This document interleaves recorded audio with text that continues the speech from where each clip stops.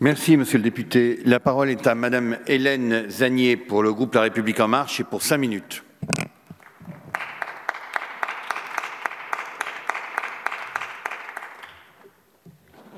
Merci, Monsieur le Président. Madame la Ministre, mes chers collègues, comme cela a été rappelé par Monsieur le rapporteur, ce projet de loi vise à modifier la liste des emplois concernés par la procédure de l'alinéa 5 de l'article 13 de la Constitution. Il s'agit de préciser la liste des emplois pour lesquels la nomination par décret par le Président de la République est conditionnée par le résultat des auditions devant les commissions parlementaires compétentes. Le projet de loi qui nous est présenté a donc essentiellement une portée technique qui se limite à la mise à jour des emplois concernés. Il s'agit là avant tout de tirer les conclusions d'un certain nombre d'évolutions législatives récentes concernant notamment le statut de la Française des Jeux et la Société nationale des chemins de fer. C'est un projet court et technique, mais qui n'est néanmoins pas sans intérêt. L'enjeu de ce texte, c'est le contenu de la liste des emplois pour lequel la nomination par le Président de la République s'accompagne d'une procédure de contrôle parlementaire. Or, le contrôle de l'exécutif est l'une des missions primordiales du Parlement. Il s'exerce notamment par l'audition des candidats nommés par le Président de la République à tel ou tel poste à responsabilité. Ces auditions permettent d'apporter à ces nominations une transparence et une publicité qui sont bienvenues.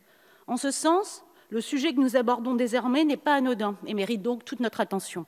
Il transcende d'ailleurs largement les oppositions partisanes habituelles.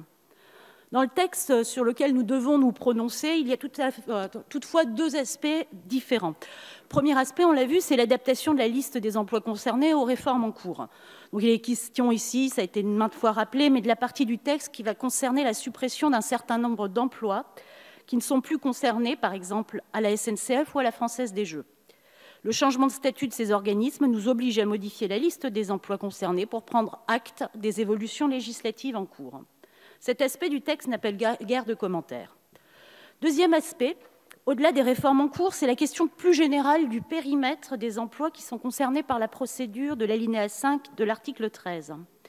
La question de fond est ici de savoir quels sont les emplois qui, en raison de leur importance pour la garantie des droits et libertés ou la vie économique et sociale de la nation, doivent faire l'objet d'un contrôle parlementaire. Par définition, l'appréciation de cette liste est en partie subjective. Et il revient donc à l'Assemblée de se prononcer sur cette question.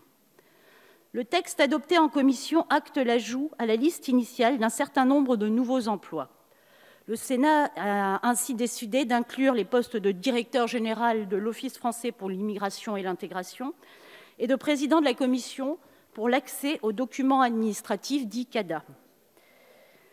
À l'Assemblée nationale et sur proposition d'amendement de l'opposition, les postes de direction de 2 agences sanitaires ont également été inclus lors de l'examen du texte par la commission des lois. Nous nous félicitons de ces ajouts qui viennent enrichir la liste des emplois qui feront l'objet d'une procédure d'audition publique devant les chambres. L'importance prise par ces organismes publics dans la défense des droits et libertés et dans la mise en œuvre d'un certain nombre de politiques publiques justifie amplement que le contrôle parlementaire s'exerce ici. Nous nous prononcerons donc en faveur de ce projet de loi avec les ajouts susnommés et nous nous félicitons qu'il ait fait l'objet, au Sénat comme à l'Assemblée, d'enrichissements substantiels qui confirment l'intérêt que portent les parlementaires pour le contrôle de l'action de l'exécutif. Je vous remercie. Merci, madame la députée.